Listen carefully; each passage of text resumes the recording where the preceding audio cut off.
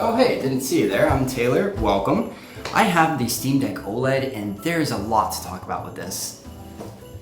I bought the Steam Deck OLED about a week ago and I've been using it ever since, and there is a lot here that Valve have added in addition to the OLED display.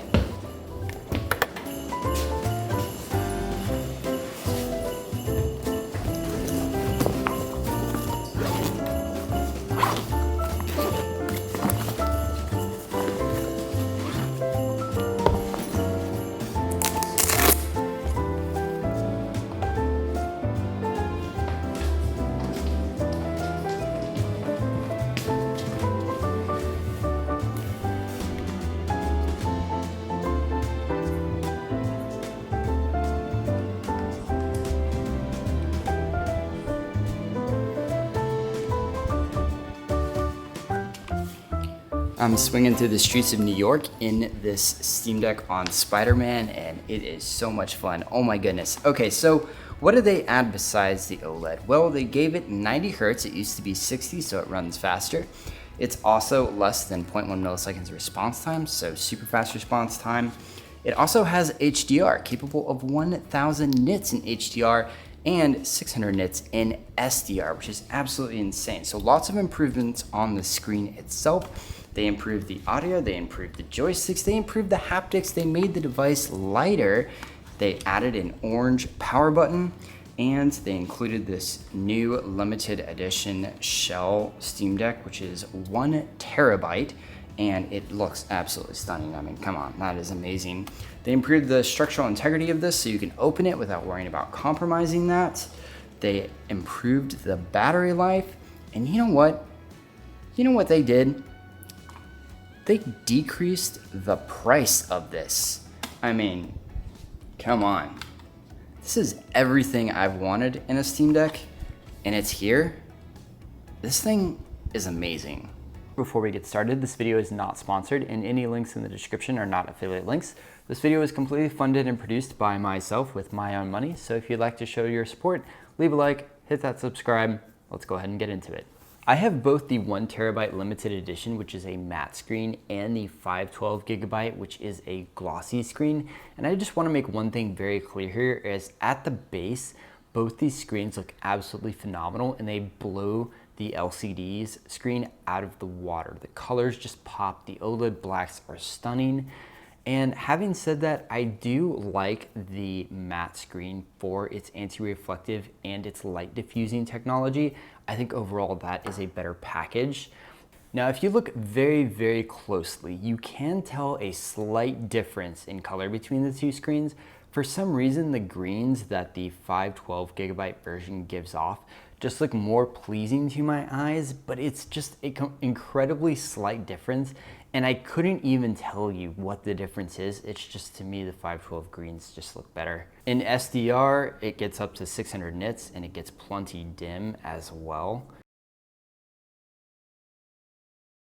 Now, comparing the screens to the LCD version, it is pretty wild. The LCD version gets absolutely destroyed by the color quality of this OLED. It is 110p3 color gamut on those OLEDs. The LCD cannot compete in color and black levels. You can tell when a game is in HDR by opening up that menu, and in the left there you'll see that it has an HDR badge, so that's how you'll be able to tell. You can also scroll down and see that it's running at 90 frames per second or 90 Hertz. You can take that all the way down to 10 frames per second to conserve battery. Here's that light diffusion at work on the matte screen, and then when you put down the glossy screen, you can see that there is a pretty big difference there in terms of those reflections. And at night, the OLED screen just really pops. This is a fantastic screen to view in the dark.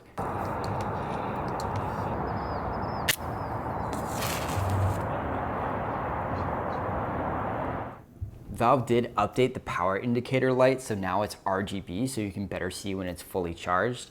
However, on the limited edition, you can actually see the light is very bright because it's coming through that translucent casing. Like I mentioned in my unboxing video, all power cords that come with the OLED model are 1 meter longer than the LCD version, so putting it at 2.5 meters. the LCD here on the bottom. Also, the LCD does not have this cool Steam logo imprinted on the power bank itself. One thing I would have liked to see though is retractable prongs like in some power banks. This would have been easier to store it, but this has the static ones. The Steam Deck OLED is also lighter in terms of weight than the LCD version, coming in at 640 grams, which is 4.4% lighter than the LCD version. That's not a huge number, but you can tell the difference when you're holding it in your hand. Now, one thing that's not stated is that the limited edition is lighter. So I can't say for sure if it is lighter than the regular 512 or 1 terabyte OLED, but it definitely feels just a little bit lighter. The speakers on all Steam Deck OLED models have slightly improved versus the LCD version, being a little bit more bassy and rich. Valve have greatly improved the haptics on the Steam Deck OLED, making the clicks much more prominent and defined, as well as much more clicky and satisfying. And another thing that they've improved on is the screen responsiveness. So no more of that jittery mess that you would get with the LCD.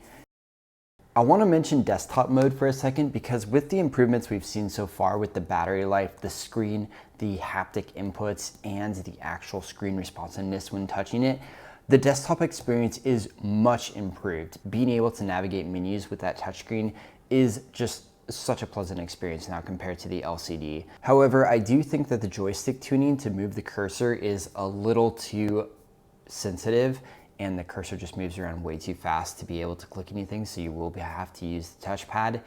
And there also is no HDR support in the desktop mode, and I think this is a big miss in terms of viewing content on this OLED, because that would just be amazing. However, with that battery life, you do get insane battery life being reported in desktop mode, so you can browse content for a very long time. The Steam Deck OLED also supports Wi-Fi 6E now, so if you have a compatible router, that means you'll be able to download games much faster. It also supports Bluetooth 5.3, which introduces a cool feature that lets you wake the OLED when it is asleep, and I tested it here and it works great. This is going to be really handy if you are connecting this to a media center console to use as an actual game console on a big screen TV. Speaking of hooking this up to a TV, the Steam Deck OLED is the exact same dimensions as the LCD version, so this will fit in something like a Steam dock, and it will also fit into cases like the kill switch. Despite the Steam Deck not changing in terms of dimensions, the screen has gotten a little bigger at 7.4 inches now compared to the LCD. It is a little bit smaller. That OLED is just giving you a little bit more real estate on your screen. It is the same resolution, however, at 1280 by 800. Also, the battery life has increased. It is now 50,000 watt hours, and the battery life is much better than the LCD. I'm getting anywhere between 30 minutes and an hour extra battery life on my OLED Steam Deck, and it's leaving me with a lot less power anxiety. It feels much more comfortable to be able to sit down and game for long periods of time on this OLED with that improved battery. So that is very nice. The joysticks on the OLED are so much better. They're larger, they're grippier, and they don't get as dirty as the LCD ones. The LCD ones got like this weird residue on them, and that happened like almost immediately upon using the LCD version. That has not happened with the OLED. These feel much more premium. Now, the Steam Deck OLED upgrade is technically a mid-cycle refresh, so we're not seeing new hardware here. So we have the same CPU speed, we have the same graphics power, so you're not getting a faster Steam Deck, but there is some slight differences, like moving to a 6nm node from a 7nm, which increases yield, which lowers cost on the consumer. Also, the memory is clocked slightly higher at 6,400 megatransfers per second, as opposed to the LCD's 5,500 megatransfers per second, but you're not going to notice a huge difference, if any at all there. Despite there being no difference in terms of horsepower between the OLED and the LCD version, here are 7 games that I benchmarked on the OLED. All of them are at all low settings, and the resolution is set to 1280 by 800 in a full screen view mode. Last but not least, I want to talk about price. I mentioned in the intro that the Steam Deck is now cheaper, and that is true. The OLED, the 512 gigabyte OLED model, is going for $549, which is $100 less than what I paid for my 512 LCD version. The 1 terabyte OLED is going for $649, so $100 more than the 512 version. They also decreased the price of the Steam Dock. It was $89, now it's $79, so $10 difference there. Across the board, the Steam Deck is much more affordable with all the upgrades mentioned. It is a pretty compelling offer right now. Thank you all so much for making it this far and watching my review. I hope this was helpful. Let me know if you're going to purchase the Steam Deck or if you have any interest in the OLED model, or if you have a Steam Deck yourself and what you think of it. Let me know what you thought of this review. Leave a like if you liked it. Leave a subscribe if you want to see more. Again, thank you so much for watching. I really appreciate it. I hope you have a wonderful rest of your week, and I'll see you in the next one.